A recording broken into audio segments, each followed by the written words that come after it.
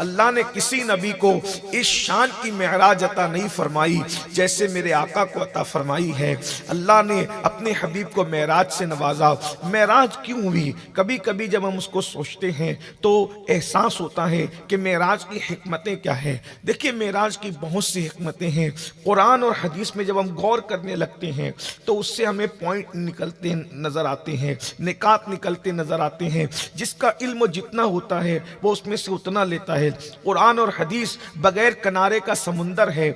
जिसकी डोल जितनी गहरी होगी, जिसके पास बर्तन जितना बड़ा होगा, वो उतना ज्यादा उससे लेने की कोशिश करेगा। हम लोगों को तो कुछ आता जाता नहीं। हमारे जो बड़े बुजुर्गों ने हमें बताया, हम उन्हीं की बातें नकल करते हैं। हम अपनी तरफ से कुछ भी नहीं कह सकते, इसलिए कि कहने की इतनी सलाहियत हमारे अंदर नहीं है। लेकिन बुजुर्गों ने जो बताया, मेराज क्यों हुई, मेराज की हिकमतें क्या थी। दरअसल बात यह है कि बहुत सारी हिकमतें मेराज की है। अब हुजूर अलैहिस्सलाम को जो मेराज कराई, दरअसल ये था, हजरत आदम अलैहिस्सलाम की कौम जो है वो जो पैदल सफर करती थी, घोड़ों पे सफर करती थी, यही हाल मूसा अलैहिस्सलाम की कौम का था, यही हाल ईसा अलैहिस्सलाम की कौम का था। और जो यानी कि कायद होना चाहिए, जो कायद होना चाहिए, पीछे खड़े हुए लोग जितने मजबूत हों उससे ज्यादा मजबूत आगे खड़े रहने वाला बंदा चाहिए, तो ही लोग उसको कायद मानते हैं। और नबी उम्मत का सबसे बड़ा कायद होता है। नबी से बड़ा कोई कायद हो नहीं सकता। लोग कहते हैं, मुसलमान कहते हैं कि मुसलमानों की यहाँ क़यादत नहीं है। मैंने कहा झूठ है। जब नबी मौजूद है तो फिर क़यादत की ज़रूरत क्या है। अल्लाह के रसूल हर दौर के लिए कायद है, हुजूर हर दौर के लिए रहनुमा है। इसलिए कि कायद जब मर कर ख़त्म हो जाता है तो दूसरा कायद चुना जाता है। हमारा कायद तो अभी भी जिंदा है। हम जिंदा नबी के मानने वाले, हर वक्त क़यादत है। और एक बात बताऊं, जितनी कौमें लोग अपना कायद मानती है, जितनी कौमें जो वो अपना कायद मानती है, उनके कायद के बारे में मुझे कुछ नहीं पता। मजूसी के कायद के बारे में मुझे कुछ नहीं पता। इसी तरीके से यहूद ने जिनको अपना कायद बनाया, अंबिया की बात नहीं कर रहा हूँ, जिनको उन्होंने अपना कायद बनाया, उनके किरदार के बारे में मुझे नहीं पता। वो कहाँ रहते हैं, किस हाल में हैं, उनका किरदार क्या है। लेकिन हमने जिसको कायद माना है वो नबी हुस्न के एतबार से भी सबसे बेमिसाल है। अव्वलीन और आखिरीन में उन जैसा खूबसूरत नहीं। बल्कि मैं एक बात बताऊं, अगर सारी दुनिया के कायदीन को खड़ा कर दिया जाए तो हमारे कायद का मिसाल ही नहीं, हमारे कायद की मिस्र ही नहीं। मोहम्मद कुदवतुना, मोहम्मद कायदुना। अल्लाह अकबर, कितने खूबसूरत हैं हमारे कायद कि अल्लाह अल्लाह। आफा कहा गर्दी दाम, बेरे महरे बुता वर्जी दाम, बिस्यार खूबा दी दाम, लेकिन तू चीजें दी गरी लम याती नजीरू कफी नजरी, मिसले तो ना शुद्ध पैदा जाना, जगराज को ताज तोरे सरसो है, तुझको शहेदो सरा जाना, लका बदरुन फिल वजहिल अजमल, खताल मा जुल्फ अब्र अजल, तोरे चंदन चंद्रो प्रो कुंडल, रहमत की भरन बरसा जाना। अल्लाह अकबर। इसी पे गुफ्तगू करें तो फिर गुफ्तगू होती है। इल्म के एतबार से हमारे कायद का कोई जवाब नहीं, अमल के एतबार से हमारे कायद का कोई जवाब नहीं। इल्म की सिर्फ इतनी बात कर दूं, हजरत मूसा कहते हैं कि मुझे इल्म चाहिए, तो अल्लाह खिज्र के हवाले कर देता है, जाओ दो दरियाओं के संगम पे जाओ और जाके खिज्र से इल्म हासिल करो। और हुजूर कहते हैं रब्बे जिदनी इल्मा, तो अल्लाह फरमाता है वो अल्लम कमालम तकुन तालम, हम आपको इल्म सिखाएंगे। मूसा को इल्म सीखना है तो खिज्र का दरवाजा बताया जाता है, और जब महबूब को इल्म सिखाना हो तो कहा जाता है अर रहमान अल्लमल कुरान, हम तुम्हें इल्म सिखाते हैं, हम तुम्हें इल्म देते हैं। और हजरत मूसा खिज्र के पास जाते हैं तो खिज्र का इल्म कितना भी हो, कहीं ना कहीं तो उसकी हद है। लेकिन जब महबूब को कुरान सिखाया जाता है तो किस शान से, वो अल्लम कमालम तकुन तालम व काना फदलुल्लाहि अलैका अज़ीमा, कि आप जो कुछ नहीं जानते थे वो सब कुछ हमने आपको अता फरमा दिया। ये अपना कायद है, इल्म के एतबार से कोई सानी नहीं है। उसके बाद हुजूर अलैहिस्सलाम को देख लें, दुनिया का कोई भी कायद सो जाए तो उसका वजू टूट जाए, अपने कायद सोने पर भी उनका वजू नहीं टूटता। लोग सोकर उठते हैं तो आदमी बता सकता है कि सोकर आया है। अपने कायद का सोना भी इतना संजीदा है कि वो सो के उठते हैं तो नींद का असर कभी उनके चेहरे से जाहिर नहीं होता। अल्लाह अकबर। उनकी आंख में कभी कीचड़ नहीं देखा गया, तवज्जो करना, उनकी आंख पर कभी कीचड़ नहीं देखा गया, उनके बदन पर कभी मक्खी नहीं बैठी, उनके पसीने से खुशबू आया करती थी। वो जमीन पे पैर रखते थे तो निशाने कदम कभी नहीं पड़ता था, और पत्थर पे कदम कदम रखते थे तो निशाने कदम पड़ जाया करता था।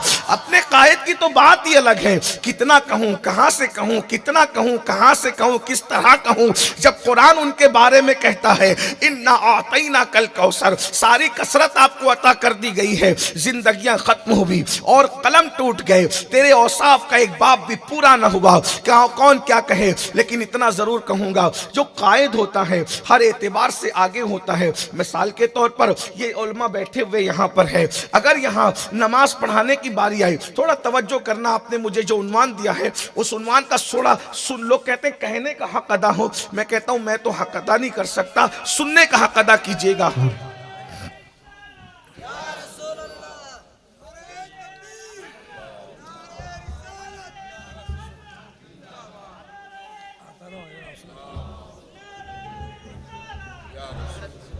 नाराए हैदरी, नाराए रिसालत, नाराए रिसालत, नाराए तकबीर, नाराए रिसालत, नाराए इश्क मोहब्बत, इश्क मोहब्बत, इश्क मोहब्बत, इश्क मोहब्बत, इश्क मोहब्बत, इश्क मोहब्बत, नारे तकबीर, नारे रिसालत।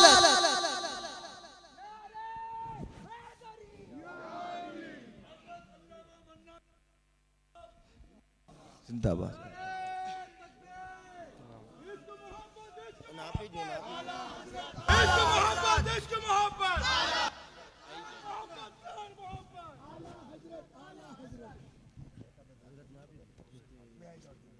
देखिए, मैंने कहा था आपको कि आपकी महफिल में थोड़ी देर के बाद शहजादा आला हज़रत आएंगे, तो वो तशरीफ़ ला चुके हैं। अब आप उनके चेहरे की ज़ियारत कीजिए और अब बयान सुनिए। मैं सोचता हूँ जब आला हज़रत का परपोता इतना नूरानी चेहरा रखता है तो इमाम अहमद रज़ा की नूरानियत का आलम क्या होगा।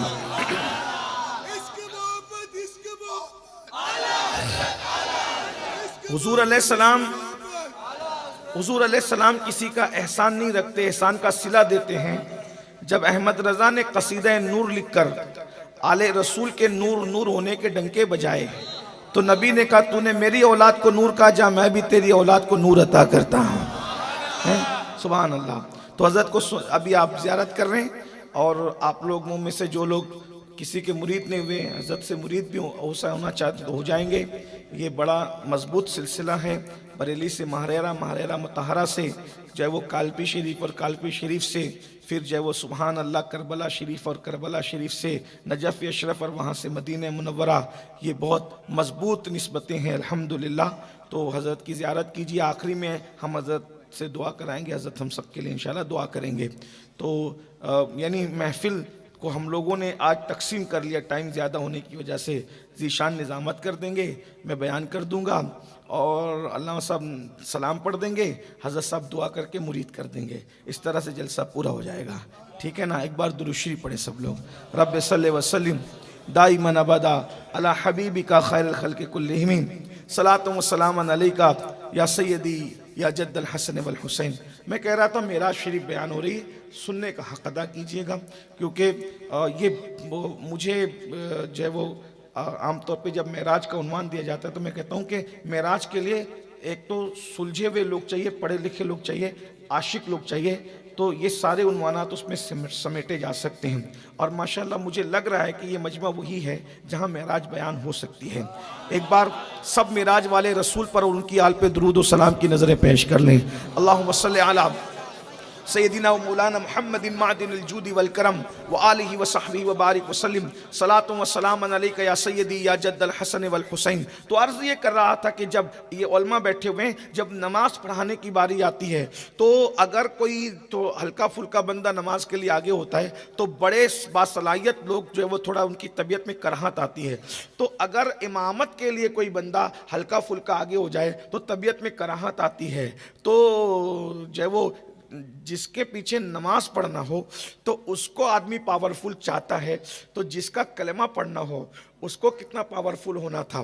तो अब अल्लाह के रसूल सल्लल्लाहु अलैहि वसल्लम का जो दौर था, चूंकि और अंबिया का दौर, किसी का दौर 10 साल का था, किसी का 5 साल का था, किसी का 20 साल का था, किसी का 100 साल का था, किसी का 1000 साल का था, और किसी कोई एक खित्ते के लिए नबी था, एक कबीले के लिए था, एक शहर के लिए था, एक इलाके के लिए था, एक बस्ती के लिए था। लेकिन हुजूर अलैहिस्सलाम का दौर 10 साल, 5 साल, 1000 साल, 2000 साल का नहीं था, बल्कि मेरे नबी का दौर क़यामत तक के लिए है। मेरे नबी आखिरी नबी है, अब उनके बाद कोई नबी आने वाला नहीं है, कोई नया नबी अब पैदा होने वाला नहीं है, वो खातिमुन नबीयीन है। अब खातिमुन नबीयीन क्यों है ये भी एक तफसील है, लेकिन अपने उन्वान की तरफ चलते हैं। वो आखिरी नबी है, हर दौर उनका दौर है, हर ज़माना उनका ज़माना है, हर असर उनका असर है। तो याद रखिए, ऐसा कभी नहीं होता कि उम्मती किसी मामले में नबी से आगे बढ़ जाए, अब ऐसा कभी नहीं होता। तो चूंकि दुनिया जो है, दुनिया में कलमा भी पढ़ेंगे, कलमे के मुखालिफ भी रहेंगे।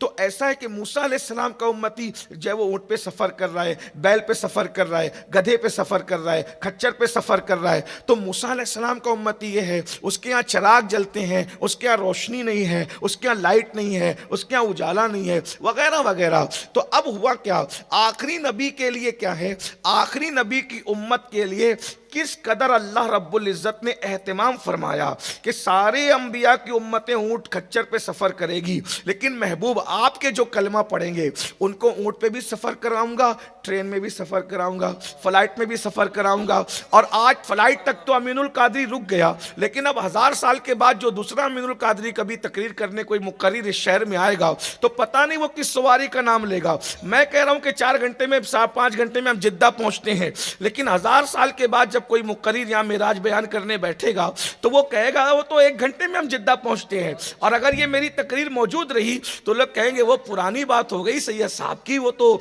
उन्होंने अपने दौर में कहा था, हमारे दौर में तो कुछ और ईजाद हो गया। इसलिए कि अगर 500 साल पहले अगर कोई कहता कि 4 घंटे में जिद्दा नहीं पहुंचा जा सकता, ये झूठ है, और जो कहता है वो पागल खाने में उसको डालो। तो आज वो बात तो फरसुदा हो गई, आज तो वो बात पुरानी हो गई। साइंस ने जो है वो ये साबित कर दिया कि उसकी बात जो 500 साल पहले कह रहा था, अगर आज से 100 साल पहले नहीं भाई 50 साल पहले कोई कहता कि बगैर किसी जरिए के एक छोटी सी डिबिया की तरह कोई आला होगा और मगरिब और मशरिक में बैठ करके लोग बातें करेंगे, अपने घरों के अंदर बैठ के अमेरिका से बातें की जाएगी, बरतानिया से बातें की जाएगी, तो बोलो भाई मेरे भाइयों कि लोग कहते हैं ये फेंक रहा है, ये आप मुकर्रिर लाए कहाँ से, आप उठा करके शादी करने वालों से झगड़ा करेंगे कि तुझे फेंकू मिला था लाने के लिए, कोई और अच्छा बंदा नहीं मिला था, शरीफ बंदा नहीं मिला था। लेकिन आज आप कह सकते हैं कि मैं अभी अमेरिका में से मेरे भाई से मैं बात करके आया हूँ, अमेरिका में वो बैठा है, मैं यहाँ पर जो है वो इस गांव में बैठ करके उससे बात करके आया हूँ, किसी को ताज्जुब नहीं होगा।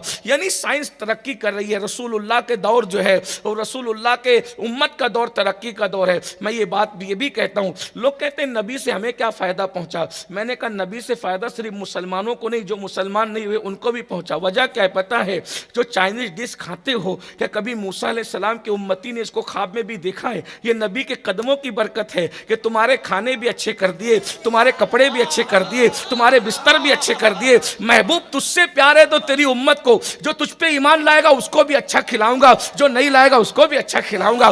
बस बात इतनी है, जो ईमान लाएगा उसको यहाँ भी अच्छा खिलाऊंगा, वहां भी अच्छा खिलाऊंगा, और जो ईमान नहीं लाएगा कम से कम तेरे कदमों का टुकड़ा उसको यहाँ अच्छा खिला दूंगा, लेकिन वहां उसको मजा चखाऊंगा। आपसे पूछता हूं, अपने बेडरूम में जैसे पलंग और गद्दे हैं, क्या कभी हजरत ईसा अलैहिस्सलाम की उम्मतियों ने इसको कभी ख्वाब में देखा था क्या? जो दौलत हम जेब में लेकर के फिर रहे हैं, कभी फिरौन ने भी उसके बाप ने भी ये ख्वाब में देखा था क्या? हम करोड़ों रुपये जो है अपने छोटे से कार्ड के अंदर लेकर के फिरते हैं, और हम लाखों रुपये की खरीदी जो है उसी कार्ड के जरिए से कर लेते हैं। कभी ये तसव्वुर था क्या? ये तरक्कियां क्यों है, ये रानाइयां क्यों है? सारी बहार दुल्हनों दूल्हा के घर की है, ये सारी बहार उनके कदमों का सदका है, ये सारी बहार उनके कदमों का सदका है। मेरे भाइयों, ताजमहल जैसी इमारत क्या दूसरे अंबिया की उम्मत में नजर आती है? भूल भुलैया जैसी इमारत क्या दूसरे अंबिया की उम्मत में नजर आती है? ये तो इमारतों की बात है। अपने जैसे जो बंगले हैं, एसी का इंतजाम, पंखे का इंतजाम, लाइट का इंतजाम, रोशनी का इंतजाम, ये किसी और उम्मत के अंदर नजर आती है क्या? कुदरत बता रही है, फानी दुनिया में नबी की खैरात ऐसे बांटी है, अगर ईमान ला के वफा कर ली तो जन्नत में कैसे बंगले अता करूंगा? वफा तो करके देखो, वफा तो करके थे। तो बात निकल गई दूर, बात निकल गई दूर, जल्दी चलते हैं। तो हुजूर अलैहिस्सलाम के दौर का बंदा चूंकि फ्लाइट में सफर करने वाला था और वो बहुत शॉर्ट टाइम में सफर करने वाला था और फिर ऊंचा उड़ने वाला था। अल्लाह अकबर, मिसाल के तौर पर अगर कोई दहरिया अल्लाह रसूल का मुनकिर, कोई जो है वो अल्लाह रसूल का इनकार करने वाला काफिर या कोई मुशरिक कहता कि अमीनुल कादरी तेरे नबी से तो मैं आगे बढ़ गया। मैंने कहा कैसे? तो कहा देख तेरे नबी तो जमीन पे सफर करते थे, मैं तो हवाओं में सफर किया, वो तो घंटों लगते थे और मैंने तो मिनटों में सफर किया और मैं ऊपर चला गया। तो अल्लाह अकबर, मेरे रब ने फरमाया महबूब मैं तुम्हें मेराज कराऊंगा और ये जितने घमंड करते हैं इनकी सवारियां जितनी तेज रफ्तार होगी कयामत तक तेरी सवारी से तेज रफ्तार किसी की सवारी नहीं होगी। तू पलक के झपकते सिदरतुल मुंतहा तक जाएगा और जब वहां से वापस आएगा जंजीर भी हिल रही होगी, बिस्तर भी गर्म हो।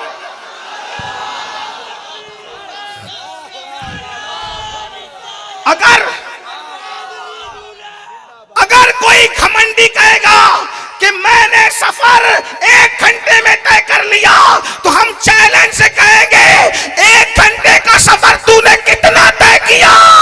अरे जहां तेरी अक्ल सोच नहीं सकती, मेरा नबी वहां से जा करके वापस आया।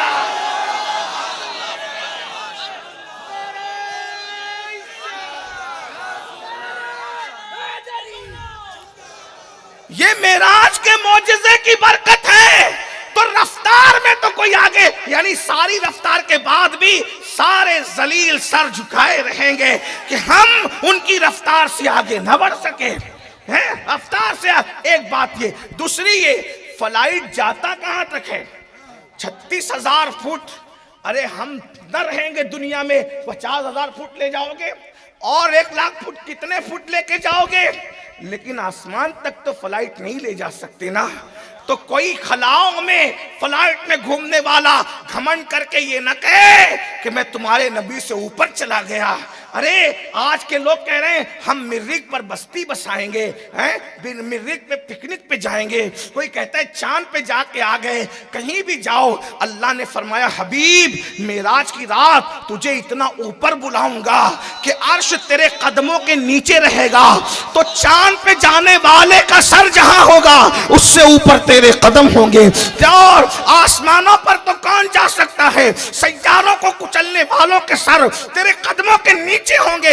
हत्ता कि कोई कितनी भी बुलंदी पर चला जाए वो तेरे कदमों से ऊपर नहीं जा सकता। तुझे इतना ऊंचा कर दूंगा।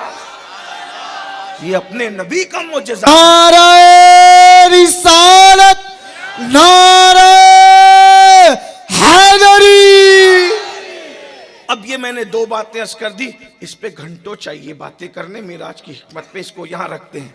अब यहां कुछ जो बिदती मौलवी हैं ये दूसरों के लिए राहें हमवार करते हैं। बोले ये सुन्नी लोग तो बस बहुत बढ़ाते हैं नबी को, बहुत बढ़ाते हैं नबी को, अल्लाह से बढ़ा देते हैं। मैंने कहा तुम्हारा कोई खुदा होगा भाई जो इतना छोटा होगा जिससे नबी बढ़ जाता है? हमारा खुदा तो वो है जो ना तसव्वुर में आता है, ना तखज्जुल में आता है, ना जबान में आता है, ना बयान में आता है। खुदा को कौन घटा सकता है? जो घटा दिया जाए वो खुदा नहीं हो सकता है? जो बता दिया जाए वो खुदा नहीं हो सकता। जो जबान में आए वो खुदा नहीं हो सकता। जो तसव्वुर में आए वो खुदा नहीं हो सकता। जो तखज्जुल में आए वो खुदा नहीं हो सकता। जो तकरीर में मुहीत हो जाए वो खुदा नहीं हो सकता। अरे खुदा को समझने के लिए ही तो अल्लाह ने अपने महबूब को भेजा है। इसको देख लो और मेरे हुस्न को समझ लो।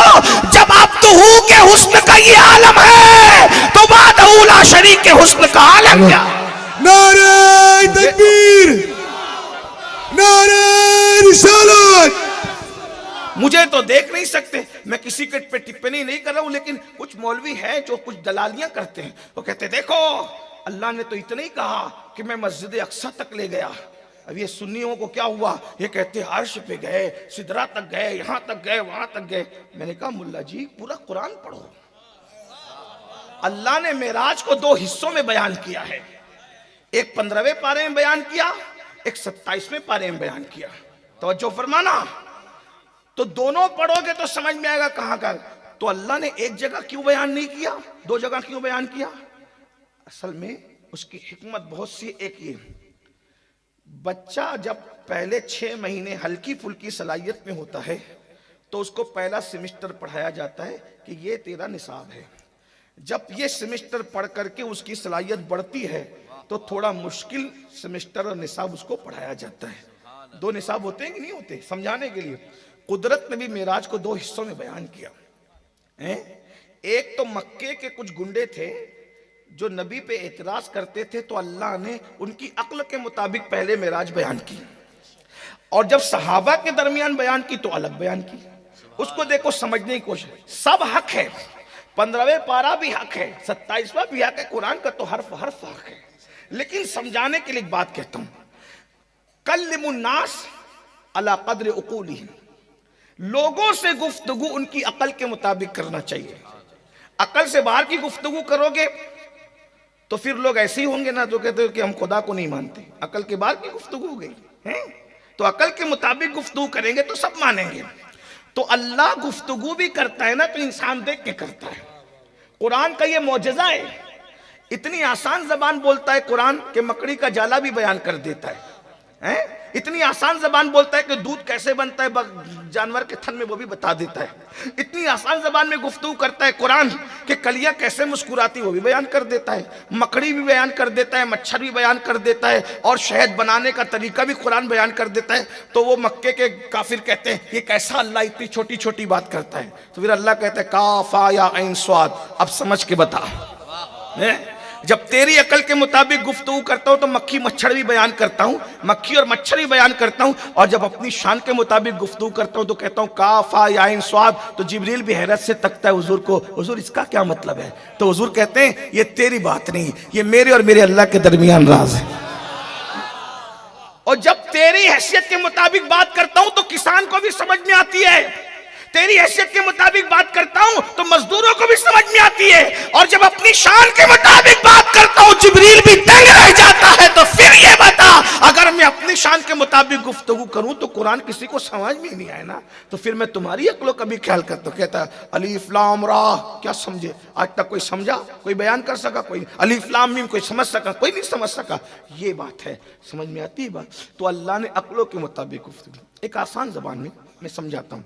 जैसे मिसाल के तौर पर ये हमारे हजरत किबला हजरत अल्लामा मन्नान रज़ा खान साहब किबला मुद्दज़िल्लहुल आली, अभी जब ये सुन्नियों के मजमे में है तो कहेंगे ये हजरत कौन है? तो चूंकि ये मजमा बरेली भी जानता है, सौदा गिरान भी जानता है, आला हजरत भी जानता है ना, तो हम ये कहेंगे हजरत अल्लामा मन्नान रज़ा खान साहब है। ये कहेंगे, ऐसे ही कहेंगे। बोलो भाई ऐसे ही कहेंगे, किसी को प्रॉब्लम नहीं, सब समझ गए। अल्लामा मन्नान रज़ा खान साहब है, आला हजरत के परपोते हैं। इनके नाना भी आला हजरत, इनके दादा भी आला हजरत ऊपर। हाँ ये। अब यहाँ से जब हजरत को लेकर चले तो ढाबे पे रुके चाय पीने के लिए, तो चिलिया की होटल के ऊपर कुछ दूसरे नजर आए, तो बोले ये हजरत कौन है? तो हम कहेंगे ये हजरत बरेली शरीफ से आए हैं। बोलो भाई कहेंगे कि नहीं कहेंगे? क्या कहेंगे? यही कहेंगे। जलसे में कहा मन्नानी मियाँ, होटल पे कह रहे बरेली शरीफ से आए। झूठ बोला कि नहीं बोला? बोलो नहीं बोला। ये भी बात सही है और ये भी बात सही है, सही है। अब चिलिया के होटल से हम चले गए, चिलिया के होटल से हम चले गए एयरपोर्ट, और वहां से हम पहुंच गए जो है वो दुबई। तो किसी ने देखा कि ये हजरत कौन है, तो कहेंगे ये हजरत इंडिया से आए हैं। अमीनुल कादरी तू दोगला तो नहीं है, बात बदलता रहता है। तो अकलमंद लोग कहेंगे बेवकूफो ये दोगला आदमी नहीं है, ये बात लोगों की अकल के मुताबिक कर रहा है। भाई जो दुबई में बरेली नहीं जानता उसको इंडिया बताना जरूरी है, और जो बरेली जब मन्नानी मियाँ को नहीं जानता उसको बरेली बताना जरूरी है, और जो मन्नानी मियाँ को नहीं जानता उसको मन्नानी भी बताना जरूरी है। तो जैसे जैसे अकल बढ़ती गई तारुफ भी बढ़ता गया। जब इंडिया भी जान रहे, सब बरेली भी जान रहे हैं, सौदागिरान भी जान रहे हैं, आला हजरत भी जान रहे हैं, तो डायरेक्ट तारुफ हुआ मन्नानी मियाँ है।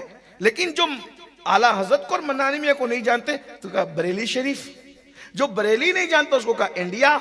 ऐसा ही होगा ना, यानी बात एक ही है, अकल बदली, अकल के करीब बात की। अगर मैं इस दुबई में कहूं कि मन्नानी मियां है तो लोग कहेंगे ये कौन भाई, समझने में दुश्वारी होगी ना, ये बात है कि नहीं। अब सुनिए, जैसे जैसे इंसान का तारुफ बढ़ता उस वक्त है जब उसकी मारिफत होती है। तो मक्के के काफिर तो जानते ही नहीं थे ना कि अर्श क्या है, सिदरा क्या है, खुदा की शान क्या है। तो अल्लाह ने क्या बताया, सुब्हानल्लज़ी अस्रा बिअब्दिही लैलन मिनल मस्जिदिल हराम इलल मस्जिदिल अक्सा। वो मक्के के काफिर सिर्फ अक्सा ही जानते थे, तो अल्लाह ने उनके दिमाग को करीब करने के लिए कहा कि मैं महबूब को अक्सा तक ले गया। लेकिन जो अबू बकर अली अर्श और सिदरा जानते थे, फिर उनके सामने बयान हुआ तो कहा सुम्मा दना फकदल्ला फकान क़ाब कौसैन औ अदना। हम इतने करीब कर लिए कि कौसैन की हदें भी सिमट आई है। दोनों कुरान है, दोनों कुरान है। और वो तो अक्सा पर भी उछल कूद कर रहे थे कि अक्सा कैसे चले गए, वो तो अक्सा पे भी उछल कूद कर रहे थे, अक्सा कैसे चले गए, अक्सा कैसे चले गए। बल्कि उन्होंने पूरा हंगामा मचाया था। जिनको अक्सा हजम नहीं हुआ उनको सिदरा क्या हजम होता है। जिसका हाजमा जैसा था उसको वैसी गिजा दी गई। ये अबू जहल और अबू लहब अक्सा पे कूद फान मचाने लगे और मेरे नबी की शान, अल्लाह अकबर, नबी के यारों के सामने जब कहा हुजूर ने कि मैं आसमान पे गया, अबू बकर सिद्दीक कहते सदकता, आपकी शान इससे बड़ी है। कहा कि मैं सातवें पे गया, सदकता, आपकी शान इससे बड़ी है। मैं सिदरा पे गया, सदकता, आपकी शान इससे बड़ी है। मैं अर्श पे गया, सिद्दीक ने कहा इससे बड़ी भी कहो तो मैं मानने के लिए तैयार हूं। फिर कहा मैंने खुदा का दीदार किया, इन्नी राई तो रब्बी, मैंने अपने खुदा को देखा। सिद्दीक कहते रहे सदकता सदकता सदकता। इधर ये सदकता कह रहे थे, उधर खुदा कह रहा था ये सदकता कहने वाला सिद्दीक है। ये गुंडे मस्जिद अक्सा पर उछल कूद करने लगे। अब वो भी जरा मसला हल कर, सब जमा हुए। बोले ये कहते कि मैं रात के एक हिस्से में मैं गुंडा कहा तो आपको बुरा तो नहीं लगा है? नहीं लगा? कुछ लोगों को लग जाता है। अबू जहल अबू लहब को कह रहा हूं, असल में जो दुनिया के गुंडे होते हैं वो माल पे हमला करते हैं, ये गुंडे ईमान पे हमला करने वाले हैं। तो थोड़ा इन लोगों को ऐसा बोलना चाहिए ताकि लोगों को समझ में आए कि गुंडागर्दी आज की नई नहीं है, ये पुरानी है। हाँ, जो कुर्सी पे बैठता है वो गुंडागर्दी करता है, चाहे वो अबू जहल हो चाहे कोई और हो। लेकिन बहरहाल ठीक है, बात करते हैं। वो सब जमा हुए सारे गुंडे, हम नहीं मानेंगे, हमको तो जाने 1 महीना लगता है, आने 1 महीना लगता है। आप इतनी रात के छोटे से हिस्से में गए भी और आ भी गए। हुजूर ने कहा तुम जाते हो, तवज्जो, तुम जाते हो, मुझे ले जाया गया है। तुम जाते हो, मुझे ले, और ले जाने वाला कौन था? इस पर एक नुक्ता सुन ले। अल्लाह ने ये नहीं कहा कि मैंने महबूब को सफर कराया। जो लोग अरबी जानते हैं, सुब्हानल्लज़ी अस्रा, मैंने क्या कराया? सैर कराया। अल्लाह क्या कहता है? मैंने सफर नहीं करा। क्यों? सफर तो गमी में भी होता है, सफर खुशी में भी होता है। ससुर का इंतकाल हो गया, सफर है भाई, सफर करते हैं ना लोग, खुशी में भी होता है। किसी घर शादी है तो सफर। सफर मूड अच्छा हो तो भी होता है, ना अच्छा हो तो भी होता है, सेहत हो तो भी होता है, बीमारी हो तो भी होता है, दोस्तों के साथ भी होता है, दुश्मनों के साथ भी होता है।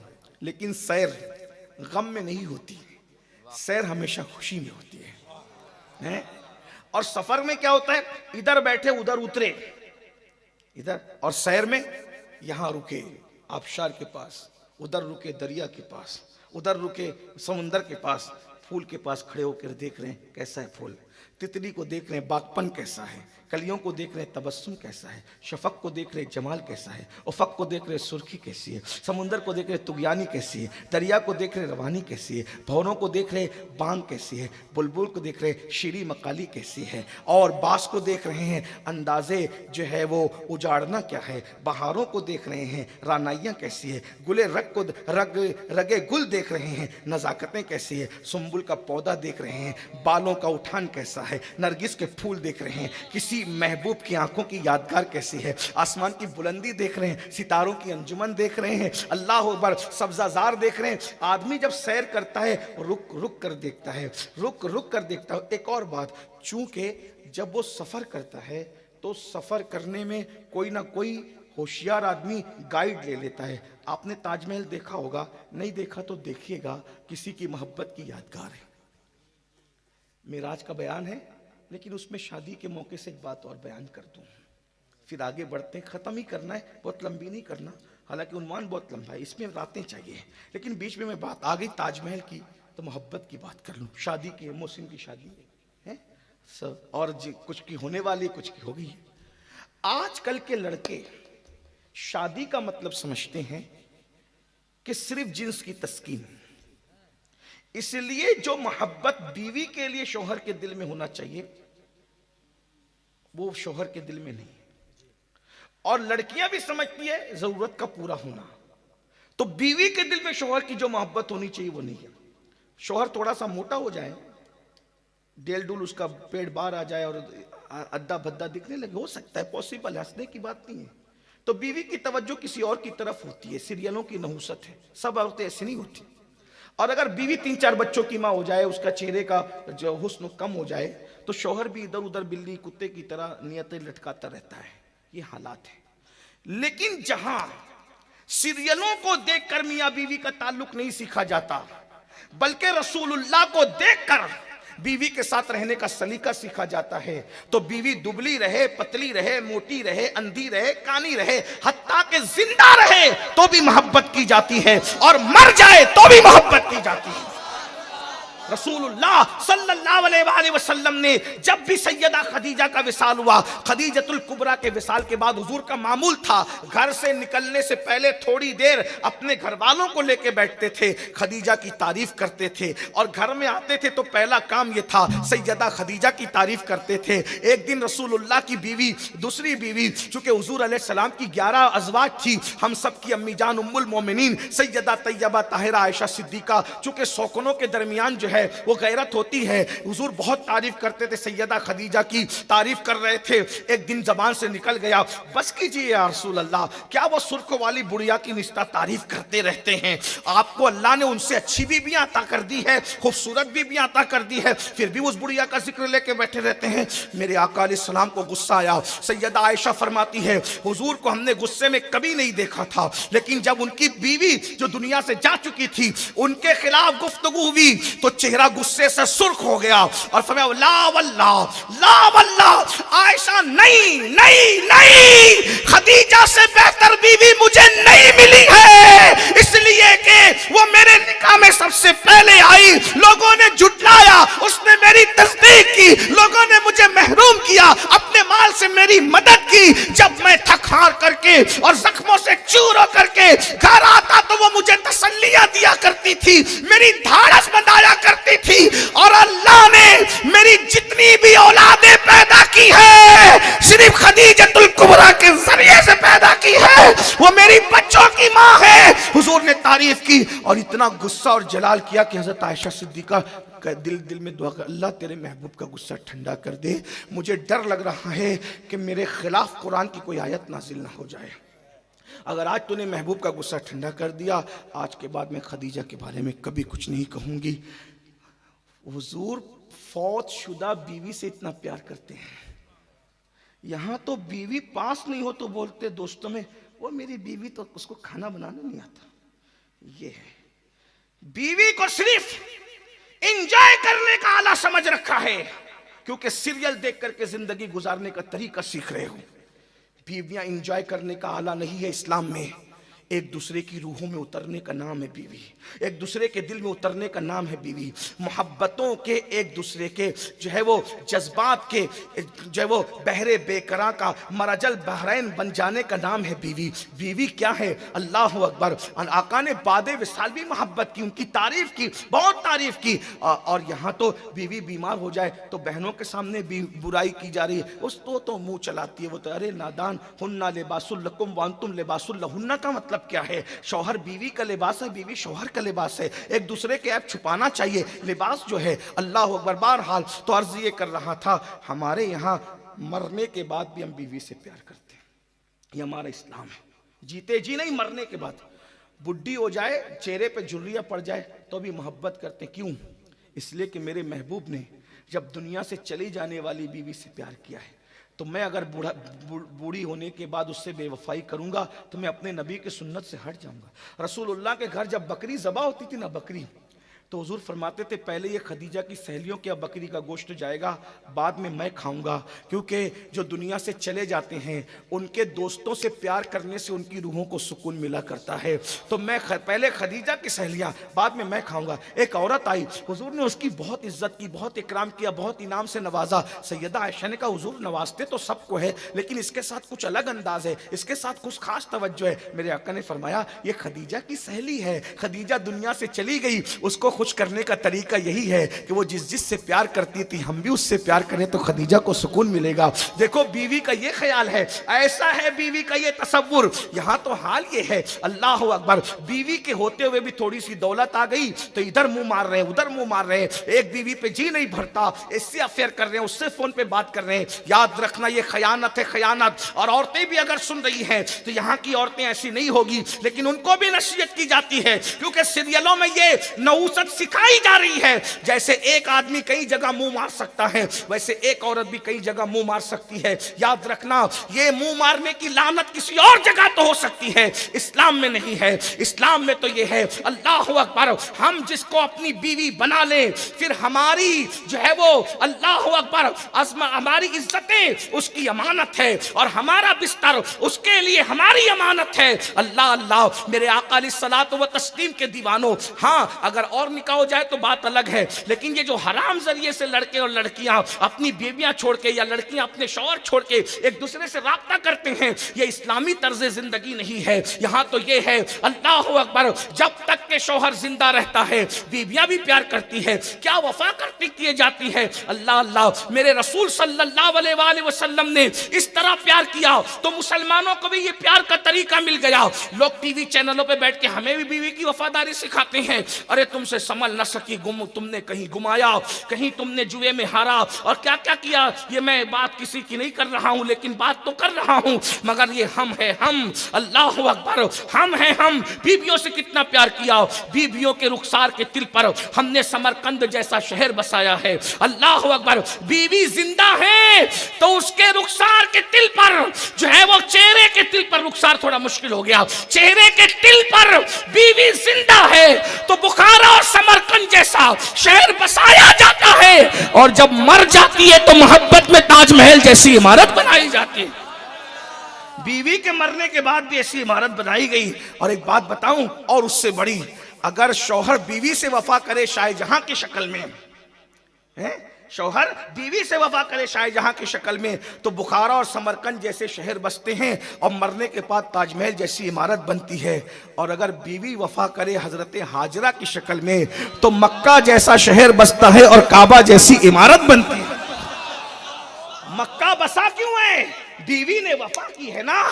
वादिये गैर ज़ीज़रा में अल्लाह ने कहा छोड़ दो। इब्राहिम खलीलुल्लाह जंग, आज की औरत होती तो जंगल को आग लगा देती और शौहर के साथ पुश्ते नाप लेती, मगर वाह रे वाह हाजरा तेरी वफा को सलाम है। आज अगर शादी में नया जोड़ा नहीं तो कहती है जब से इस घर में आई वो मेरी मुराद कभी पूरी नहीं हुई। ओ नाशुक्री मेरी बहनों, अल्लाह के रसूल फरमाते हैं जो शौहर की नाशुक्री करे वो खुदा की नाशुक्री है, और जो खुदा की नाशुक्री करे उसका ठिकाना जहन्नम है। सारे ज़ेवरात दिलाए, सारे मेकअप के सामान दिलाए, सारी चीजें की, एक काम नहीं किया। तो कहा जिस दिन से आई हो मेरी कभी मुराद पूरी नहीं हुई। अरे मेरी बहन ऐसे नाशुक्रेपन न कर। लेकिन वो हाजरा थी, सुभान अल्लाह, हाजरा बादशाह की बेटी है, बादशाह की, और एक नबी की बीवी है, और एक नबी की माँ है, और एक नहीं बल्कि अब इसके बाद जितने भी बनी इस्माइल में नबी पैदा होंगे, बल्कि हमारे आका सैयदुल अंबिया की भी वो दादी लगती है, सैयदा हाजरा। नन्ना सा बच्चा दूध पीता, शौहर ने हाथ में थमाया, अभी तक कोई प्लान मालूम नहीं, और खजूर का एक चमड़े का थैला हाथ में, छोटा सा थैला हाथ में थमाया, पानी का मशकीज़ा हाथ में थमाया। अच्छा मैं चलता हूँ। कहते मेरे सरताज मुझे छोड़ के कहाँ जा रहे हो? इब्राहिम अलैहिस्सलाम बोल नहीं सकते, इसलिए कि सोचते बोलूंगा तो रो पड़ूंगा। बीवी एकलौता बच्चा है, 80 साल के बाद अल्लाह ने एक बेटा दिया, एकलौता, इतना खूबसूरत, और कहा कि छोड़ दे जंगल में। तो मैं जंगल में ले आया। इतनी खूबसूरत बीवी को वादिए गैर जी जरा, ना आदम जात, ना परिंदा, ना पानी, कुछ भी नहीं, लेकिन बच्चे को गोद में दिया। अच्छा मैं चलता हूँ, अल्लाह अकबर। पीछे पीछे गई, कोई गलती हो गई, कोई गुस्ताखी हो गई, कोई बेअदबी हो गई, कोई जवाब नहीं, पलट के देखते भी नहीं। फिर कहती है क्या अल्लाह का हुक्म है? अल्लाह का हुक्म है? बस इतना कहा, हाँ अल्लाह का हुक्म है। ये हाजरा थी, वफाए हाजरा को सलाम। अगर अल्लाह का हुक्म है, मेरा अल्लाह मेरे लिए काफी है, जाइए। और आकर बैठ गई। कोई दरख्त नहीं था, कोई दरख्त नहीं था।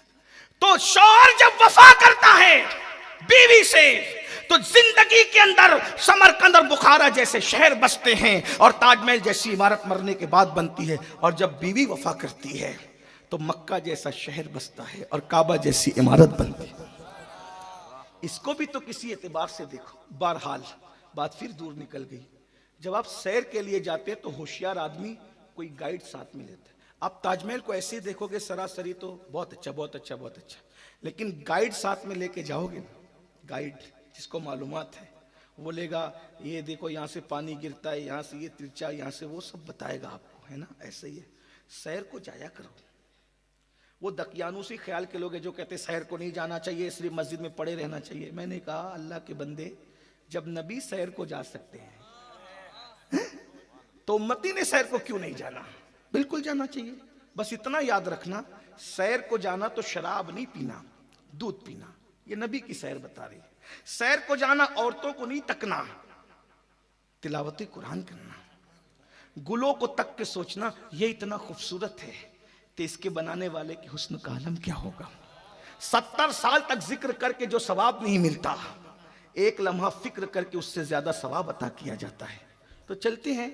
तो आप जब सैर के लिए निकलते हैं, नंबर 1 किसके साथ जाते हैं? दोस्तों के साथ। और दोस्तों में भी चुगलखोर नहीं चलेगा, बात लीक करने वाला नहीं चलेगा, हैं? हमराज चाहिए, करीबी चाहिए, इतना करीबी उससे करीबी, क्योंकि सैर में सब होता है, हैं? सैर में सब होता है, राज फाश नहीं होना चाहिए। तो फिर कहते अरे चल ना यार, चलते हैं। अब सुभान अल्लाह, हुजूर की सैर हो रही है। अब हुजूर किसके साथ जा रहे हैं? हुजूर का यार कौन है? इसलिए कि जहां जा रहे वहां तक जाने के लिए कोई चाहिए भी तो। जहां जिब्रील साथ छोड़ दे वहां सिद्दीक कैसे आ पाएंगे? जहां जिब्रील साथ छोड़ दे वहां उमर कैसे आ पाएंगे? जहां जिब्रील साथ छोड़ दे वहां उस्मान, और जहां जिब्रील के पर थक जाए ये लोग कैसे चल पाएंगे? तो वही चाहिए ना जो मंजिल तक साथ जाए। तो अल्लाह फरमा रहा है, मैं नहीं, अल्लाह कह रहा है, सुब्हानल्लज़ी अस्रा, सुब्हानल्लज़ी अस्रा बिअब्दिही लैलम मिनल मस्जिदिल हराम इलल मस्जिदिल अक्सा। पाक है वो जात जो ले गई है, पाक अल्लाह की जात जो ले गई। यानी साथ में ले जाने वाला कौन था? ओ महबूब चलना, हम तुझे सैर कराएंगे, अल्लाह साथ है, खुसूसी माइयत के साथ, जैसा कि उसकी शान। चलो हम तुम्हें सैर कराते हैं। अरे जब गाइड इतना दिखाता है तो बनाने वाले खुदा ने कितना दिखाया, और फिर दिखाने के लिए लेके गया। क्यों ले गया? मस्जिद अक्सा तक। अल्लाह फरमाता है बारकना हौला, हम तुम्हें मस्जिद अक्सा इसलिए ले गए कि उसके आसपास बरकतें रखी हुई। क्या कहा? आसपास बरकतें रखी है, बरकतें। ये नहीं कहा मस्जिद के अंदर बरकत है।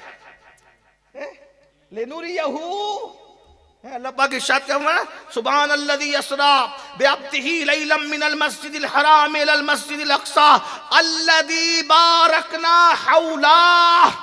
थोड़ी भी मिनाजुल अरबिया एक दो हिस्से पढ़े होंगे तो हौला का मतलब सबको समझ में आता है ना।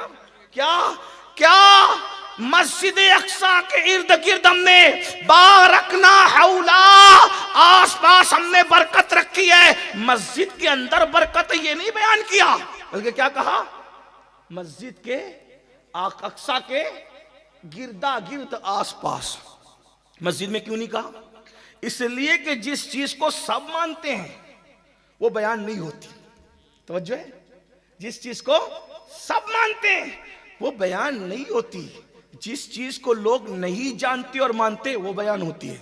मस्जिद में बरकत है ये तो सभी का अकीदा है।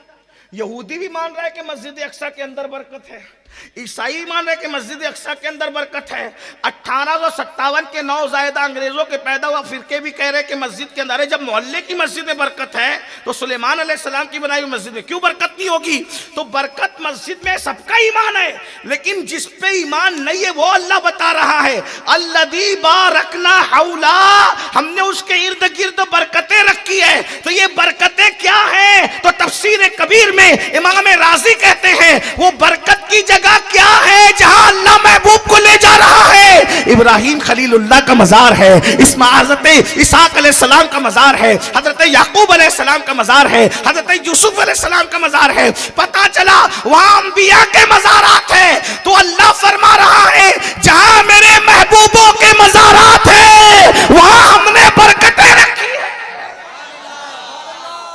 अल्लाह कहे मजार के अंदर बरकत रखी है, मुल्ला कहे कि मट्टी का ढेर है। तो अल्लाह की माने कि मुल्ला की माने, किसको माने हैं? अल्लाह फरमाता है कि हमने मस्जिद अक़सा अंदर अंदर तो मालूम है सबको, गिरदा ये सब अंबिया के मजारात। पता चला नबी शबे मेराज अल्लाह से मिलने जा रहे, बाद में पहले अंबिया की मजारात पे हैं। हालांकि हुजूर को किसी वसीले की जरूरत नहीं है, हुजूर भी जा रहे हैं। हदीस में भी है कि मैंने मूसा की कब्र से गुजरा तो देखा कि वो कब्र के अंदर नमाज पढ़ रहे हैं। किधर गई मुल्लायत? नबी मर के मिट्टी में जाएगा, मूसा जिंदा कब्र में नमाज पढ़ रहे हैं, तो जाने मूसा की शान का आलम क्या होगा। हजरत मुस्तफ़ा करीम फरमाने मैंने नमाज, और हुजूर की आंखें भी तो देखो कब्र के अंदर देख रहे हैं, नमाज पढ़ रहे हैं। हजरत मूसा नमाज। अब जरा जल्दी जल्दी चलते बात को खत्म करने की तरफ। सुभान अल्लाह, हुजूर मेराज पर जा रहे हैं, बात खत्म हो रही। हुजूर मेराज पे जा रहे, किस तरह? हजरत मूसा 9 बार कहते हैं अल्लाह तुझे देखना चाहता हूं। अल्लाह कहता है लन तरानी, तुम नहीं देख सकते। क्या कहा? क्या कहा? ये भी थोड़ी बहुत जो सऊदी रिटर्न भी हो ना उसको भी पता है कि लन तरानी का मतलब क्या है। लन तरानी, लन तुम, लन हरगिज नहीं देख, तुम नहीं, तरानी तुम नहीं देख। उन्होंने जब कहा ना कि रब्बी अरनी अंजुर इलैक, मैं देखना चाहता, लन तरा, तुम नहीं देख सकते, तुम नहीं देख सकते। ये नहीं कहा कोई नहीं देख सकता, क्या कहा? तुम नहीं देख सकते। भाई कोई बहुत वजनी चीज हो और वो उठाना चाहे तो एक बंदा कहे तुम नहीं उठा सकते, जीशान तुम्हारी फील्ड निजामत करने की है, तुम्हारा काम जिम नहीं है, ये तुम नहीं उठा सकते हैं। और एक बहुत बड़ी चीज हो, पहाड़, कोई नहीं उठा सकता। ऐसे ही है ना, बात समझ में आती है। एक है तुम नहीं उठा सकते, एक है जब कहे कोई नहीं उठा सकता तो फिर कोई नहीं उठा सकता। लेकिन जब कहे कि तुम नहीं उठा सकते मतलब क्या है? तुम्हारे अलावा कोई है जो उठाएगा। जब हजरत मूसा ने कहा रब्बी अरनी, तुझे देखना चाहता हूं, लन तरानी, तुम नहीं देख सकते। ये नहीं कहा कि कोई नहीं देख सकता, तुम नहीं देख सकते मतलब कोई आंख है जो मुझे देख सकती है, तुम नहीं देख सकते। और शान क्या है? यही कलीम व हबीब में फर्क है। हजरत मूसा 40 रोजे रखते हैं, 40 रातें जगते हैं, 40 रोजे रखते हैं, 40 रातें जगते हैं। उसके बाद पहाड़ पे खड़े हो कहते तुझे देखना चाहता हूं। जवाब आता है लन तरानी, तुम नहीं देख सकते। और मेरा महबूब हमेशा रोजे से होते हैं, आज कोई रोजा नहीं, हमेशा जगते हैं, आज शान दिलरुबाना के साथ चादर डाल के सो रहे, रात रात भर जगते हैं। अल्लाह कहते हैं ताहा मा अंज़लना अलैकल कुरआन लितशका इल्ला तज़किरतल लिमन यख्शा। ऐ मेरे महबूब, हमने कुरान इसलिए नाजिल नहीं किया कि आप ऐसे मुशक्कत में पड़ जाए, नहीं रात रात भर खड़े रहे, इसलिए नहीं किया। महबूब थोड़ा सोया भी करो ना। वो सुलाने का, वो सोने की बात कर रहे हैं, इतना मत जगा करो, सोया करो। और आज जागने वाला महबूब सो रहा है। बता रहे हैं हमारी शान भी देखो, हैं भाई। मुल्लायत में फंसे हुए लोग कभी मौला मुस्तफा जान रहमत की शान भी देखो। वहां 40 रातें जाकर कहते तुझे देखना है, मना कर दिया जाता है, और यहां सर से लेके पैर तक के चादर डाल के सो रहे। अल्लाह कहते हैं जिब्रील जाओ, 70,000 फरिश्तों को लेकर जाओ, मेरे महबूब को जगाओ और कहना चलो तुम्हारा इंतजार किया जा रहा है। क्या शान है ना, है? अपने महबूब की। अरे कलमा किसका पढ़ते हो, किसका कलमा पढ़ते हो मुसलमानों? अपने मुकद्दर पे नाज करो, किसका कलमा पढ़ते हो? मूसा अलैहिस्सलाम का भी अगर कलमा पढ़ते तो मुकद्दर वाले थे, मगर मूसा वो है जो सवाल करते और मना कर दिए जाते हैं, और यहां तो सो रहे हैं और कहा इंतजार हो रहा है। भाई इंतजार हो रहा है, अल्लाह आपका मुश्ताक है, इंतजार हो रहा है, चलिए। और भी कैसे? 70,000 फरिश्तों की बारात लेकर के जाइए। अब मैं थोड़ा मेराज पढ़ देता हूं। अब नुक्तों पे बात करने की वजह सीधी सीधी मेराज, थोड़ा सा कुछ पढ़ देता हूं, मेरे आका की शान समझ में आ जाए। हम क्या, हमारी औकात क्या। अल्लाह अकबर। जिंदगियां खत्म हुई और कलम टूट गए, तेरे औसाफ का एक बाप भी पूरा न हुआ। अल्लाह अल्लाह अल्लाह ने हुक्म फरमाया जिब्रील जाओ महबूब को लेकर आओ, कि कहा कहना इंतजार हो रहा है, तुम्हारा मुश्ताक है तुम्हारा खुदा। अल्लाह अकबर। जिब्रील आए 70,000 फरिश्तों को लेकर। उस दिन रसूलुल्लाह अपने घर में भी नहीं, अपने चचाजाद बहन हजरत उम्मे हानी के घर में सो रहे थे, क्योंकि मक्के के गुंडों ने इतना सताया था कि हुजूर अलैहिस्सलाम को सताने की वजह से हुजूर के सर में दर्द हो रहा था। याद रखिए, हुजूर के सर में जिस रात मेराज हुई उस रात हुजूर के सर में दर्द हो रहा था। बुखार और सर दर्द, ये दो बीमारियां अल्लाह ने महबूब को अता की है। अब जरा तवज्जो करना, दोनों का राज।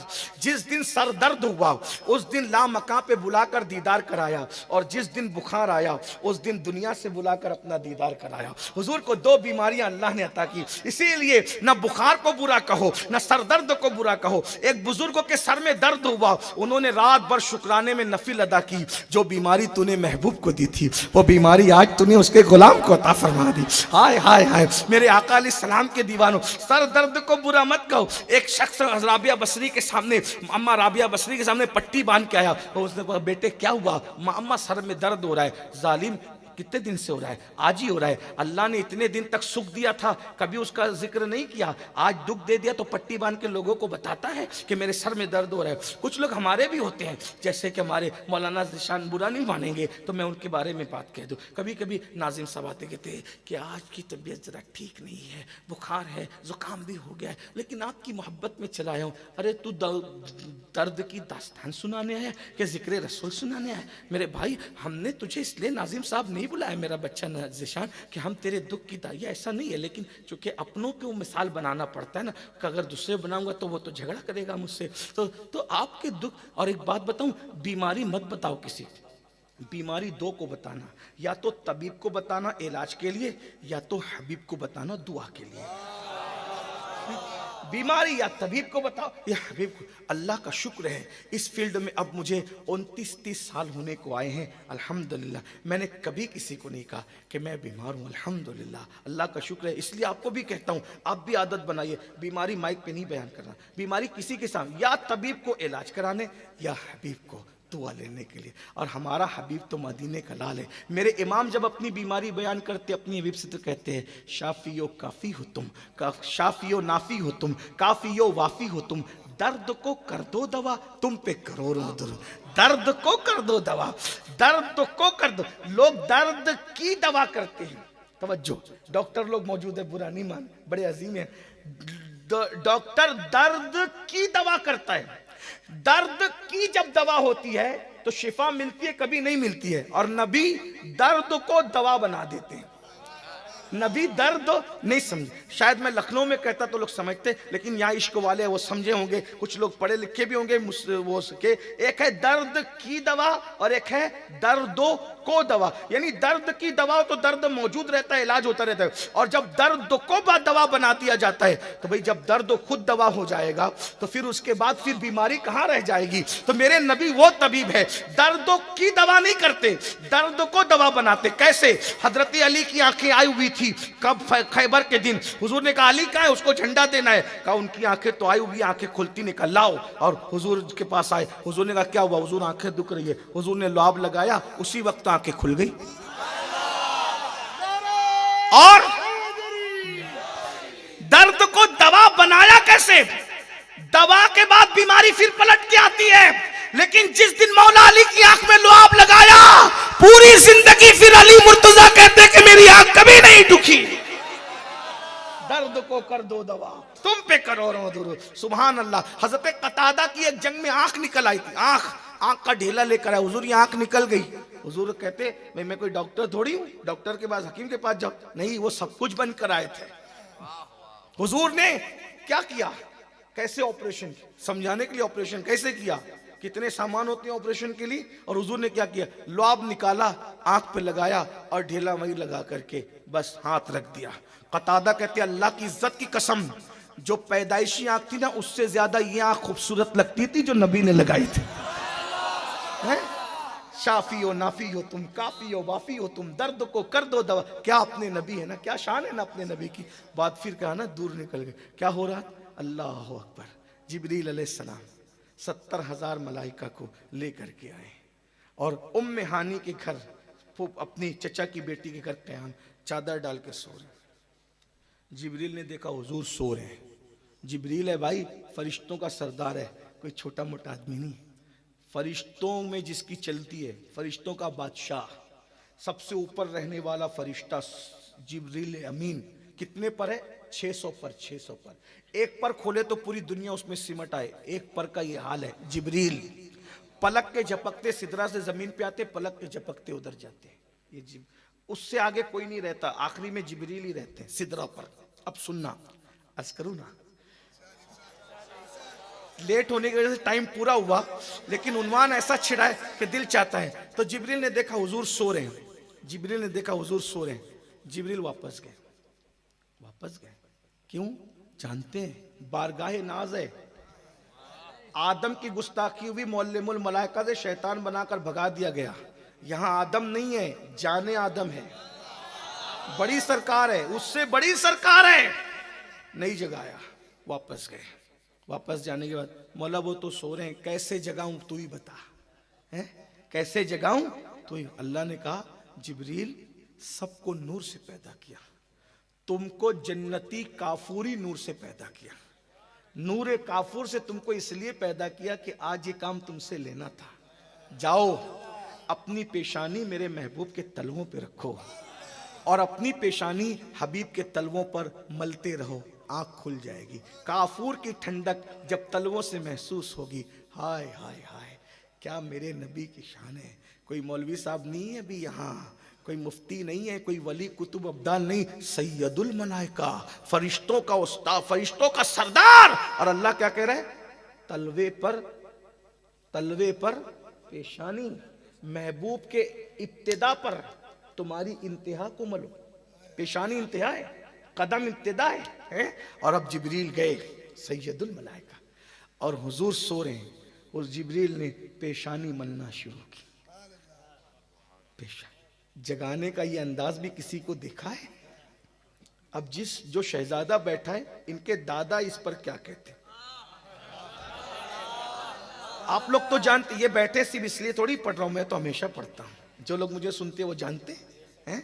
हम मुंह देख के बात नहीं, ना हम मुंह देख के बात करते हैं, ना महफिल देख के बात करते हैं, ना लिफाफा देख के। हम तो मदीने की सरकार थे।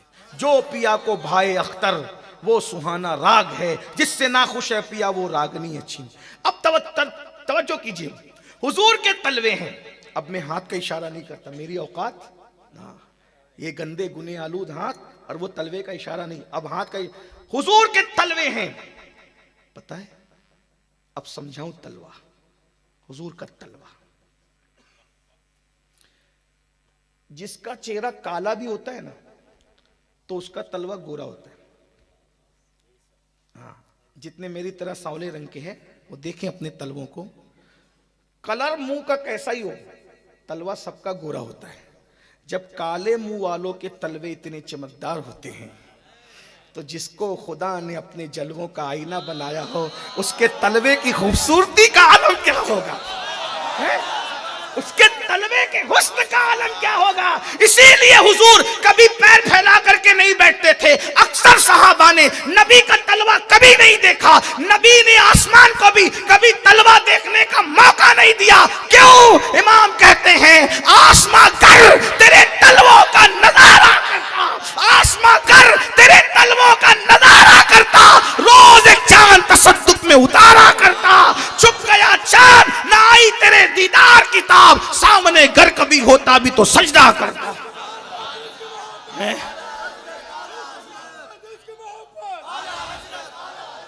हाँ, गौर करें हुजूर का तलवा कितना खूबसूरत होगा।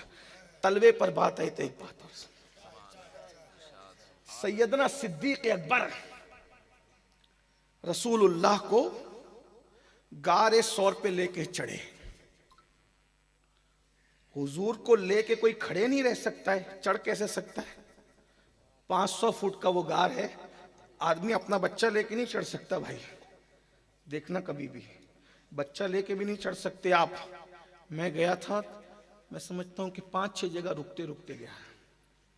पहली बार गया था तो 2 जगह रुका था, उस वक्त मेरी उम्र 20 साल की थी। अभी गया था तो 5-6 जगह रुकना पड़ा, अभी थे शायद हम सब साथ में थे। और अभी तो बहुत अच्छा बन गया है। और हम जब गए थे 2004 में तो और थोड़ा खस्ता था, लेकिन अभी ज्यादा अच्छा बना है। लेकिन जब 1400 साल पहले सिद्दीक लेके गए थे हैं? कुछ था। और फिर सिद्दीक अकबर कदम रख के नहीं चल रहे थे, उंगली रख के चल रहे थे, क्योंकि कदम रख के चलूंगा ना तो अरब वाले पैरों से आदमी को पहचान लेते हैं, पकड़े जाएंगे, तो उंगली रख के हुजूर को बिठाकर, हुजूर को बिठाकर उंगली रखकर चलने का राज क्या। तो ये कुछ बातें ऐसी होती है जो किताबों में नहीं मिलती, ये सूफिया दिल सीने से सीने में मुंतकिल करते हैं। तो सूफिया कहते हैं कि सिद्दीक अकबर से किसी ने पूछा कि आप रसूलुल्लाह को लेकर चढ़ कैसे गए, कि नबी को लेकर चला नहीं जा सकता, कोई चढ़ कैसे सकता है। तो सिद्दीक ने कहा मैंने नबी को बिठाया था इस तरह से कि हुजूर मेरे कंधों पे थे, एक पैर इधर था और एक पैर इधर था, मुझे लगता था मेरी हड्डियां टूट जाएगी, तो मैं नबी का इस तरफ का तलवा देखता, तलवा इतना खूबसूरत था, उसके जलवे में गुम हो जाता आगे बढ़ता, इस तरफ का तलवा देखता और उसी में गुम हो जाता आगे बढ़ता, तलवे के जलवे में गुम था, गारे सौर आ गया। अब मेरे इमाम उस तलवे को बयान करते, तेरे कदमों में जो है गैर का मुंह क्या देखे, कौन नजरों पे चढ़े देख के तलवा दे। क्या तलवा है? अरे जिसके तलवे के जलवों का ये आलम हो, उसके रुखे रोशन के जलवों का आलम क्या होगा। अल्लामा जामी उनके रुखे रोशन के बारे में कहते हैं, जहां रोशन अस्त अज जमाले मोहम्मद, जहां रोशन अस्त अज जमाले मोहम्मद, दिलम जिंदा शुद अज विसाले मोहम्मद, दिलम जिंदा शुद अज विसाले मोहम्मद, बसिद को सफा गश्त बेचारा जामी, गुलामे गुलामाने आले मोहम्मद। बहुत वक्त जाएगा भाई, मिराज है अल्हम्दुलिल्लाह। तो जिब्रील ने तलवे पर अपनी पेशानी रख के मलना, तो जिब्रील तो सरदार है ना, बादशाह है ना फरिश्तों का, तो जिब्रील के सर पे जन्नत का ताज था। तवज्जो, बादशाह का नहीं, शाहजहां का, गौरी का, खिलजी विलजी ये सब कुछ भी नहीं है ना, फकीर है। जिब्रील के सर का ताज, और वो ताज में मोतियां हैं। अब तवज्जो कर लें समझाने के लिए, वो ताज में मोतियां हैं। जब जिब्रील ने अपनी पेशानी हुजूर के तलवों पे रखी तो बरेली का कलंदर उसकी अक्कासी यूं करता है, ताजे रूहुल कुद्स के मोती जिसे सजदा करें। लोग कहते हैं लखनऊ वाले शेर समझते हैं, लेकिन गुजरात वाले भी समझते हैं। हाँ, मतलब यह है कि शेर समझने के लिए उर्दू जानना जरूरी नहीं है, इश्क मुस्तफा का होना जरूरी। ताजे रूहुल कुद्स के मोती जिसे सजदा करे, रखती है कितना वकार, अल्लाह अकबर एड़िया। बार फिर हुजूर ने आंखें खोली, जल्दी जल्दी हुजूर ने आंखें जिब्रील क्या हुआ? हुजूर अल्लाह आपको सलाम कहता है और आपका मुश्ताक है, आपका इंतज़ार किया जा रहा है, चलिए आपको सैर के लिए चलना है। हुजूर उठे, उठने के बाद हुजूर अलैहिस्सलाम ने गुस्ल किया, जमजम से गुस्ल कराया गया। हुजूर ने गुस्ल किया और उसके बाद जो है वो फरिश्तों ने चारों तरफ से आमिना के लाल मेराज के दूल्हा को घेर लिया और चारों तरफ से हुजूर को सजाने लगे। कैसे सजाया? हुजूर ने मेराज की रात जो अमामा बांधा था वो अमामा भी जन्नत से आया था। रिवायतों में आया है कि हजरत आदम अलैहिस्सलाम की पैदाइश से 50,000 साल पहले वो अमामा फरिश्तों ने तैयार किया था। ये अचानक का प्लान नहीं था मेराज का, ये तो पहले से फैसला था ना कि महबूब जमीन पे रहेंगे। आसमान वालों की मेराज कैसे होगी? कदम जमीन चूमेगी, घमंड करेगी कि मैं आसमान से अफजल हूं। ऐ आसमान, तुझे भी तो चूमने का मौका मिलना चाहिए। तो हबीब को बुलाएंगे, उसका रुखे रोशन दिखाएंगे, फिर जल्दी जल्दी चलते हैं। आमिना के लाल को मेराज का दूल्हा बनाया। उधर ऐलान हो रहा है, अब तवज्जो से सुने, तखज्जुलात की दुनिया में, तसव्वुरात की दुनिया में उधर ऐलान हो रहा है, आफताब नबुव्वत आ रहा है, खबरदार आफताब अपना चेहरा छुपा ले, इसलिए कि अब इस आफताब की रोशनी की जरूरत नहीं है, इसलिए कि जब आफताब नबुव्वत बेनकाब होगा तो तेरे फानी नूर की जरूरत पड़ेगी। ऐ सूरज, तुझे नूर कहां से मिला? नूर की खैरात लेने दौड़ते हैं महरुमा, उठती है किस शान से गर्दे सवारी वाह हवा, पचा जो और वो एक मकाम पर मेरे इमाम फरमाते हैं ना, अल्लाह अकबर, कहते हैं कि उस जब मेरे नबी को गुस्ल दिया जा रहा था तो चांद सूरज सितारे कटोरे ले लेके खड़े थे। हम भी नबी का गुसाला अपने अंदर भर ले तो कयामत तक चमकने का शऊर मिल जाए। अल्लाह अल्लाह, जिसके गुसाले की चमक का ये आलम है। अल्लाह अल्लाह, इरशाद हो रहा है, सूरज अपना मुंह छुपा ले, आफताब नबुव्वत की मौजूदगी में, यानी बेपर्दा होने की मौजूदगी में उसकी कोई जरूरत नहीं। एक मकाम पे कहते हैं, खुर्शीद था किस जोर पर, क्या बढ़ के चमका था कमर, बेपर्दा जब वो रुख हुआ, ये भी नहीं, ये भी नहीं, दोनों गायब हैं। चांद 27वीं तारीख को कभी देखा है चांद? देखा? मुंह छुपाए रहता है। आज भी 27वीं को नजर नहीं आता, आज भी 27वीं को नजर नहीं आता, जाके पूछो।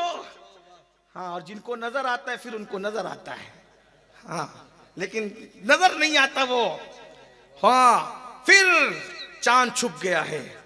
सितारों को कहा गया, नए कपड़े पहनो, नए शबाब से तैयार हो जाओ। हुरान जन्नत को ऐलान होता है, हबीब आने वाला है, संवर जाओ, सज जाओ। जहन्नम के सब दरवाजे बंद कर दिए जाए, जन्नत के सारे दरवाजे खोल दिए जाए, जन्नत पर फिर से कुदसी इत्र का छिड़काव किया जाए, जन्नत को कहो कि संवर जाए, काबा को कहो कि संवर जाए। सबको सजाया संवारा गया और अब मेराज के दूल्हा की सवारी के लिए जिसका इंतखाब किया गया उसका नाम बुराक है। लोग बड़ी साइंस पे घमंड करते, ये जो बिजली है ना, इसको अरबी में बर्क कहते हैं। जब लोगों के सामने बर्क का कोई तसव्वुर नहीं था तब मेरे नबी की सवारी का नाम बुराक था। अभी लोग बिजली से वाकिफ नहीं थे तब नबी की सवारी का नाम था, और अभी तक तुम बर्क में उलझे हुए हो। नबी 1450 साल पहले बुराक को अपने कदमों का सदका दे चुके। बुराक क्या था?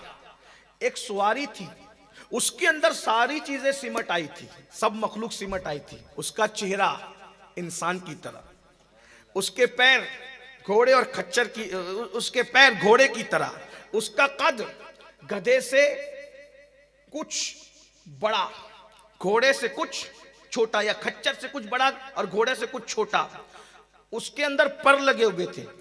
यानी देखो, नबी की सवारी बनने जो आ रही है उसमें इंसान भी है, घोड़ा भी है, परिंदा भी है, देख रहे हैं, यानी सब सिमट आ रहे हैं। चरिंद परिंद सारी रानाइयां एक सवारी में सिमट आई है। हुजूर ये आपकी सवारी। हुजूर आए, हुजूर सर झुका के रोने लगे। बस अब बात यहाँ कहीं तो खत्म करनी पड़ेगी। हुजूर सर झुका के रोने लगे। जिब्रील ने कहा, ये जो आज आपको मकाम मिला है ये किसी को नहीं मिला और किसी को मिलेगा भी नहीं आपके बाद, ना आपसे पहले मिला ना आपके बाद। हुजूर आप रो रहे, ये रोने का मकाम नहीं। जिब्रील ने कहा, रोने का? कितनी खुशी का मकाम, आप कहां जा रहे हो? तसव्वुरात से परे, तखज्जुलात से परे, जहां कोई नहीं गया, मैं भी नहीं गया। आप वहां जा रहे हो आका, आप रो रहे? आका ने कहा हाँ जिब्रील। क्यों रो रहे आका? मैं अल्लाह से मिलने जा रहा हूं, मेरे लिए कितनी खूबसूरत सवारी है।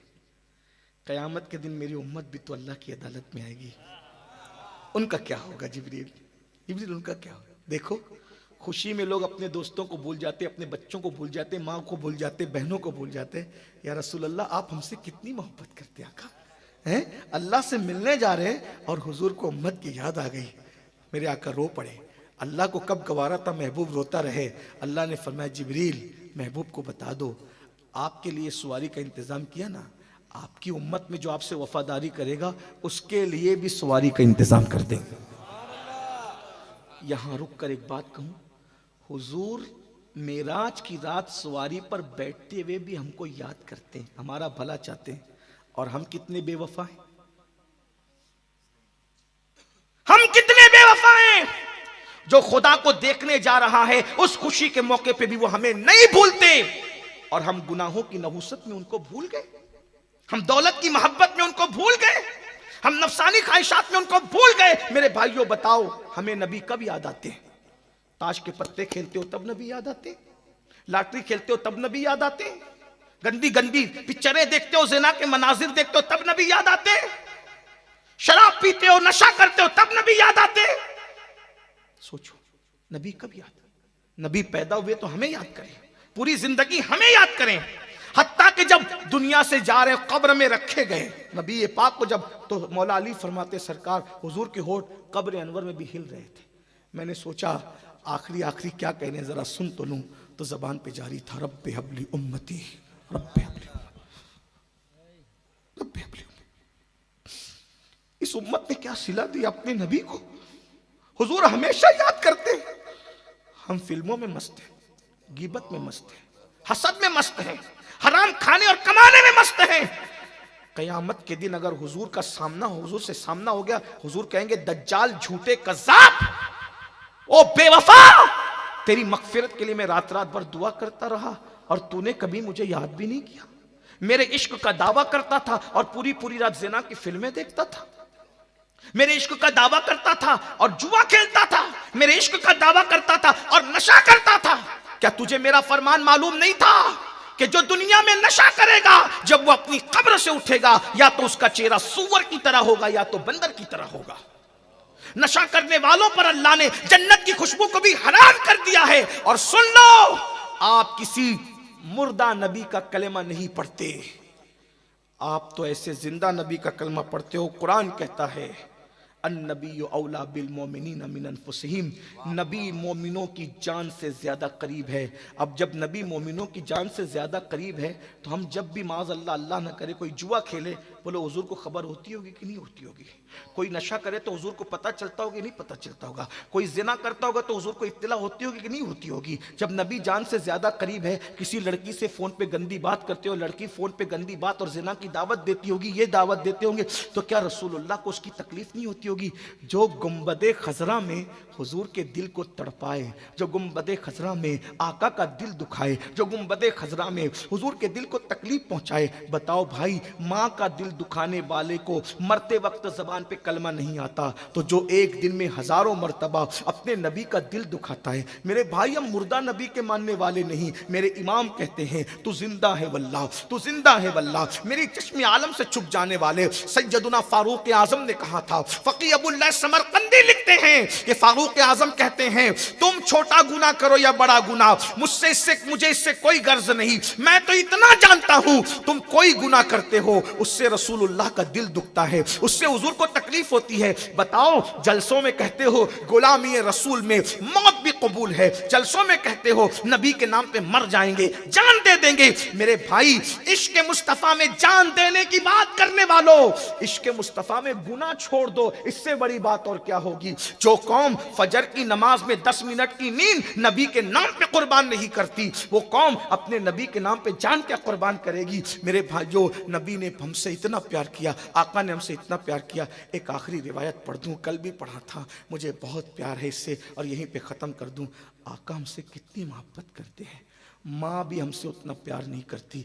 हजारों माँ की ममता इकट्ठा कर दी जाए तो नबी उससे भी ज़्यादा हमसे प्यार करते हैं। हज़ारों बापों की मोहब्बतें इकट्ठा कर दी जाए, हज़ार बाप हो नहीं सकते, हज़ार माएँ हो नहीं सकती, समझाने के लिए हुजूर कितना प्यार करते हैं। आका जब अल्लाह के कुर्ब में पहुँचे, अल्लाह फरमाता है फ़अौहा इला अब्दिही मा औहा, अल्लाह ने जो बातें करनी थी कर ली। एक दिन सैयदा तैयबा ताहिरा आबिदा जाहिदा राकिया साजिदा नकिया तकिया ज़किया उम्मे हबीहा उम्मुल हसनैन उम्मुल आइमा सैयदा मलके फिरदौस बरी फातिमतुज़ ज़हरा सलामुल्लाह अलैहा आई और आने के बाद कहती बाबा आप मेराज पे गए थे, अल्लाह ने आपसे बहुत बातें की। अब्बा जान अब्बा जान अब्बा जान अब्बा जान, कोई नहीं कह सकता नबी को, ये हक सिर्फ फातिमतुज़ ज़हरा के पास था या उनकी उन 3 बहनों के पास और उनके 2 भाइयों के पास। नबी को कोई अब्बा नहीं कह सकता, सबको कहना या रसूल अल्लाह। नबी को कोई भैया नहीं कह सकता, सबको कहना या रसूल अल्लाह। नबी को कोई भतीजा नहीं कह सकता ईमान लाने के बाद, सबको कहना या रसूल अल्लाह। नबी को कोई बहनवई नहीं कह सकता, सबको कहना या रसूल अल्लाह है। नबी को कोई माज़अल्लाह अस्तगफिरुल्लाह अपना दामाद नहीं कहता, सब कहते या रसूल या। लेकिन हाय हाय सैयदा तुम्हारी अजमतों पे कुर्बान, किसी को ये कहने की इजाज़त नहीं है जिस लक़ब से तुम पुकारते बाबा जान बाबा जान बाबा जान। आप मिराज पे गए थे ना अब्बा जान, आपने अल्लाह से बहुत बातें की, क्या क्या की मुझे भी तो बताया ना। अल्लाह ने नहीं बताया, आपने भी नहीं बताया, मुझे बताया। आका फरमाते हैं बेटी बहुत बातें हुई, सब नहीं बताता, आज एक बात बताता हूँ सुनो। जब मैं अपने अल्लाह के कुर्ब में पहुँचा, उसने 70,000 बार मुझसे कहा महबूब मांगो क्या मांगते हो, मांगो क्या मांगते हो, मांगो क्या। कितनी बार? 70,000 बार। सैयदा मचल गई, बाबा आपने क्या क्या मांगा? आका कहते बेटी वो जब जब कहता मांगो क्या मांगते हो, एक ही जवाब देता मेरी उम्मत को बख्श दे, मेरी उम्मत को बख्श दे, मेरी उम्मत को बख्श दे। 70,000 बार कहता रहा मांगो क्या मांगते हो, 70,000 बार एक ही जवाब दिया मेरी उम्मत को बख्श दे। फिर उसने मुझ पे कदम फरमा के कहा हबीब गमगीन न होना, कयामत के दिन तेरी उम्मती के जराइम नहीं देखूंगा, आपकी वजह से उनकी बख्शिश कर दूंगा, जो आप कहोगे उन्हें बख्श दूंगा। इसी वादे के लिए तो आपको बुलाया गया है। मुझे बताओ जो खुदा को देखकर हमें नहीं भूले, आज हम गुनाह के अंदर उस रसूल को भूल गए। यही वफा है, यही वफादारी है। याद रखना आज वफा नहीं करोगे तो मरने के बाद पछताओगे। छोड़ दो गुनाह। जब अल्लाह अल्लाह होकर, तवज्जो करें, जब अल्लाह अल्लाह होकर उनकी मोहब्बत में किबला बदल देता है, हम उम्मती होकर अपनी जिंदगी नहीं बदल सकते।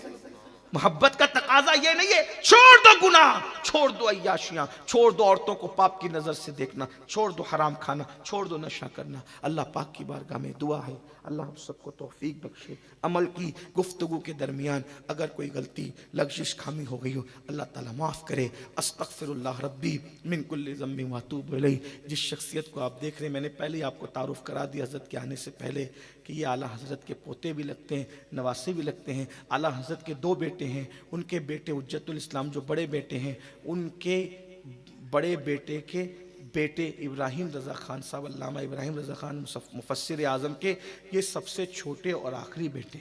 अब उनकी नस्ल में हज़रत इब्राहिम रज़ा खान साहब के बेटों में हज़रत अकेले बच्चे में, ताजुश शरिया के छोटे भाइयों में से हुज़ूर मुफ्ती आज़म की बेटियां थी, उनकी बेटी के बेटे हैं। यानी मुफ्ती आज़म भी आला हज़रत के बेटे और इनके दादा हुज्जतुल इस्लाम भी आला, तो दोनों तरफ से ये नवासे लगते हैं। आज हमारे दरमियान आए हुए हैं अल्हम्दुलिल्लाह, और सिलसिले आलिया कादरिया बरकातिया के और रज़विया अशरफिया के माशाअल्लाह ये जो है वो खलीफा भी हैं और शेख तरीक़त भी हैं।